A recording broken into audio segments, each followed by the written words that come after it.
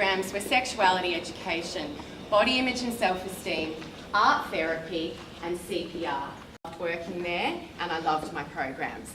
And then with the change in government, all my programs got defunded, every single one of them. And I got made redundant. I don't know if I'll ever be 100% comfortable with in my relationships or in the way I project myself in a public forum. However, this is the first time I've done it. I'm doing it for Mark and Rad, and so I hope that you can engage with me and come along for the journey. It's not going to be long. So, when I was 17, I was actually going to St Stephen's Duncraig. I said to Tracy, if she goes into Alethea and looks on the board, at 1994, you'll see Christina Self, house captain. I was a straight A student. I loved school. I'm still friends with all of my friends from high school. So I've known them now since I was 13 and I just turned 40 this year. It's a very, very long time.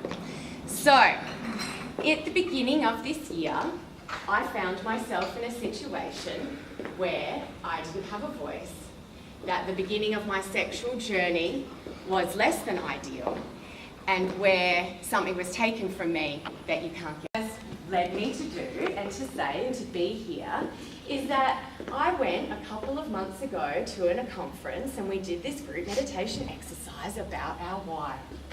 And so you calling me, you guys, literally when I've just put the two dots together is so timely. It's funny how the universe works. So this has been so far in the back of my mind for so long. All of a sudden I'm thinking to myself, I'm a sexuality educator. Oh, and that happened. Oh. I was like, oh, wow. So from a subconscious level, this experience has actually moulded my decisions and my actions, and I have found myself working in a vocation where I teach consent, respectful relationships, pornography, young people. My whole business, Red Ginger, is about helping people be the best they can be. Because when we are on our A game, we are in the best position to then help others. Great, Christina. That is where I'm at. And I do this in I've identified 8 different areas of holistic happiness and well-being. Sexuality, relationships, and intimacy are one of those 8. Just like when Alice Cooper took the head off a chicken on stage, when NTV got launched, or the Beatles I saw came out, or we had Elvis Presley gyrating on stage, moral panic never helped. Adults are created, and how we're going to help most, if not all, young people survive this particular era that we've created. So that's where I come from. Now, what I've discovered in this journey, that experience, I kind of like the quote, we have no friends, we have no enemies, we have only teachers. And that particular boy and that particular experience, I would not change it for the world. And I know that that sounds strange, but at the end of the day, if you think about any good healer or leader, they have not had an easy journey. That experience, I never felt like a victim. It's just not my personality type. It's not the way I was raised to be. My dad was 6'5". I'm almost 6 foot. You know, I was never that wallflower. But I never really considered myself to be a survivor. That just doesn't also sit well with me. Learning maths and economics, I'm having B&D couples from the Perth fetish community talk about their art in my lectures, okay? I challenge you to have a better lecture than that. Japanese rope bondage, wow. Anyway, thank you sexology and thank you curtain, it's amazing. So, I'm not the victim, I'm not the survivor. I actually think I've used whatever doesn't kill you makes you stronger. I think I've flourished. I want you, but I've only just recently made this connect because I've done some personal development work. So like Tracy said, I want you to think, now it might be buried back in a box. You might have to pull it out and dust it off.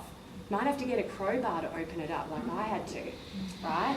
But once you connect to that why, whether it's in your conscious right here, whether it's your personal experience yourself, or whether it's an experience of a loved one around you, when you connect to that why, I thought I was passionate before, but now in the last 2 months, I have fanned the flames of that passion to the point where it is like an inferno. I'm like, no wonder I do what I do. Light bulb moment. Available to talk, and they know it.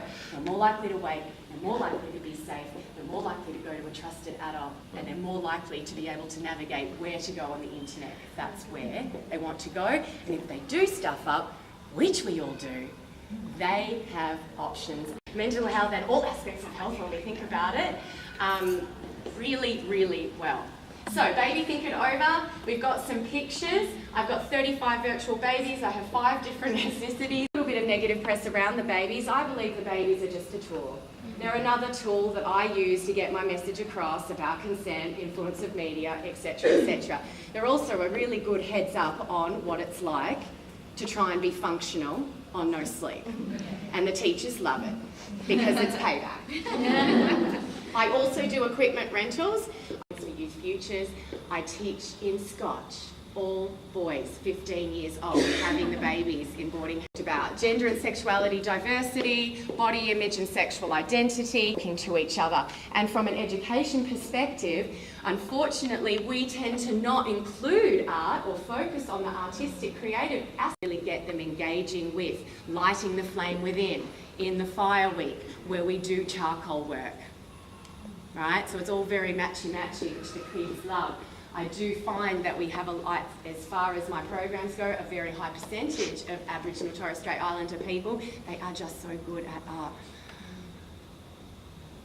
So the next lot I've got is Internal Adventure. This is a combination mindfulness and art program, and it looks at all different aspects of the self. So the physical self, we do an introduction to yin yoga, and then we do body maps of our own body, and then we paint with our own body parts. That's an 8-week program. ACT UP is my series of drama programs, and we take the kids through different topics like social media, like sexting, like respectful relationships, character strengths, and then we come up with skits, and we come up with freeze frames, and we come up with role playing, because not everyone likes to read and write. Some people like to just get up and do stuff. And research says if you give young people scripts in situations like drug and alcohol or sexting or bullying, they've got something to fall back on. And this was done in the Mirror Book. It's almost like an intersection of writing and art. Rock What You've Got is my body image program. I had huge body image issues growing up. I do have a lot of mental health experience and formal training in body image and self-esteem, Reiki, Cert for TAE. My first degree was double majoring in human movement and exercise science and human biology. I was part of the state volleyball team when I was 18, and then sexology is my latest degree. I don't think it ever stops, does it? So I can educate or organise a specialist who can do it, because I've got a lot of beautiful contracted workforce that help me out when I need them, in a whole different range of areas. A lot of people are like, well, why are you a resus trainer and sex ed? And I'm like, well, you'd be surprised how well they live together.